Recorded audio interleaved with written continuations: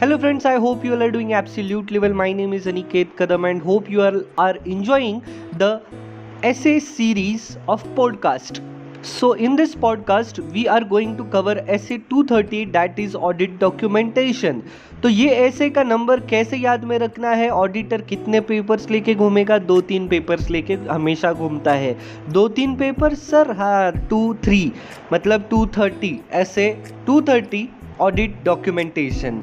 I hope आपको ये easy तरीका समझ में आया होगा और आपको ये ऑडिट डॉक्यूमेंटेशन का ऐसे नंबर हमेशा याद में रहेगा. उसके बाद में है general concepts. Sir audit documentation में क्या कवर अप होता है?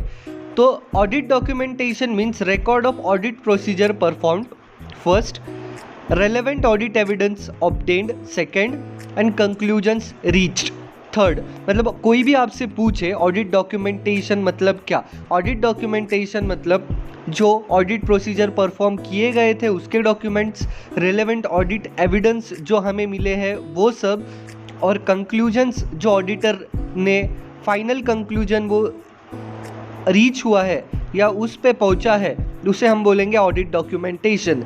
तो एक बार मैं वो लाइन पढ़ लेता हूँ. Audit documentation means record of audit procedure perform, relevant audit evidence obtained and conclusion reached. Next is, what is the purpose of audit documentation?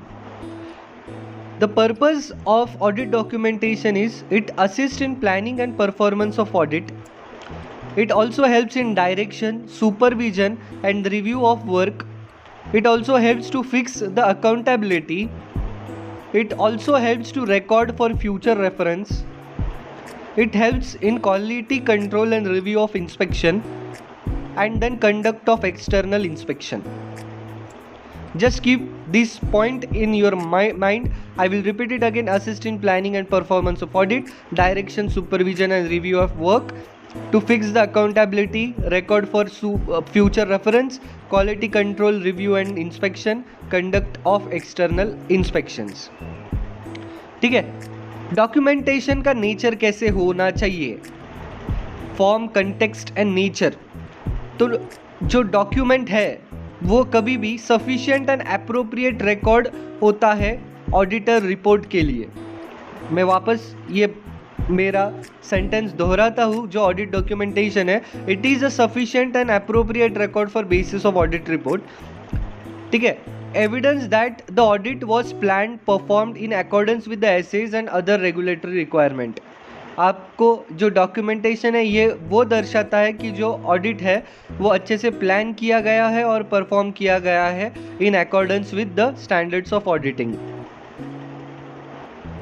आगे ऑडिट डॉक्यूमेंटेशन इस तरह से बनाया गया होना चाहिए उससे कोई भी एक एक्सपीरियंस्ड ऑडिटर के हाथ में अगर वो ऑडिट रिपोर्ट गई तो उसे ऑडिट के प्रोसीजर्स अच्छे से समझ में आने चाहिए और जो ऑडिट एविडेंस जो उसे मिले हैं वो उसे समझने में उसकी हेल्प होनी चाहिए.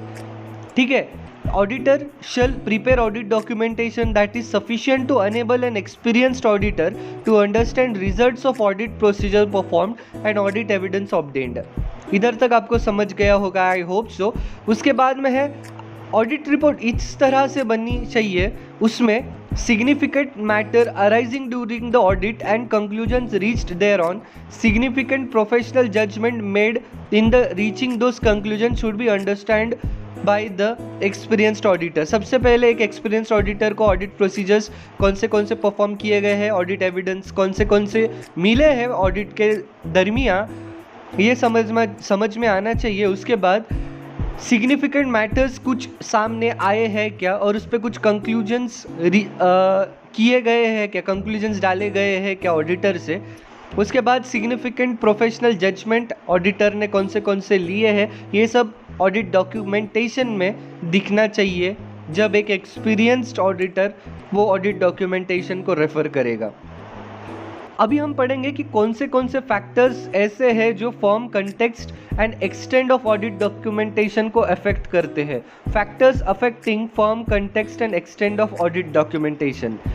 The size and complexity of the entity first, the nature of the audit procedures to be performed, identified risk of material misstatement, significant audit evidence obtained, nature and extent of exceptions identified,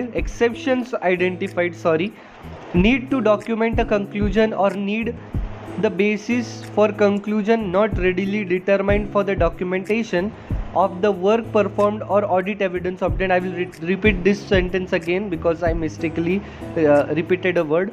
Need to document a conclusion or the basis of conclusion not readily determined by the documentation of the work performed or audit evidence obtained. और last is the audit methodology and the tool used. ठीक है, audit documentation मतलब क्या? 3 चीज़ें आती है: documentation of discussion, documentation of departure and documentation of matter arising after the date of audit report.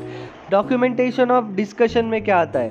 Documentation of discussion में significant matter discussed with the management and those charge with the governance, when and with whom the discussion took place, and how the auditor addressed the inconsistency if any detected during the discussion. ये आता है documentation of discussion में. Documentation of departure from the relevant requirement में आता है reasons for the departure and alternative procedure perform. ये दोनों आता है इसमें. और documentation of matter arising after the date of audit report में आता है circumstances encountered, new or additional procedures, audit evidence obtained, conclusions reached and the effect on the audit report, when and by whom the changes of audit documentations were made and reviewed. ये सब आएगा documentation of matter arising after the date of audit report. उसके बाद में आपको याद में रखना है कि retention period of audit documentation is 7 years from the date of audit. Audit के बाद 7 years तक आपको ऑडिट डॉक्यूमेंट्स रिटेन करके रहना है. उसके बाद है ownership. Documentation is the property of the auditor, but auditor may at his description make portions और extracts of documentation available to the client और any person who request the same. Ownership किसकी रहेगी? ऑडिटर की रहेगी, पर वो अपने will pay, अपने डिस्क्रिशन पे, ये वर्ड आपको याद में रखना है, उसके पोर्शंस बना सकता है और उसमें से कुछ एक्सट्रैक्ट्स क्लाइंट को अवेलेबल करा के दे सकता है, और कोई पर्सन उसको रिक्वेस्ट कर रहा है उसको दे सकता है, कॉन्फिडेंशियलिटी मेंटेन रखते हुए. So thank you so much guys for listening to this video. If you liked the video, please comment down below and press the like button, and if you haven't subscribed the channel yet, subscribe the channel and click on the bell icon to get updated of my next podcast. Thank you so much. Keep smiling and study hard.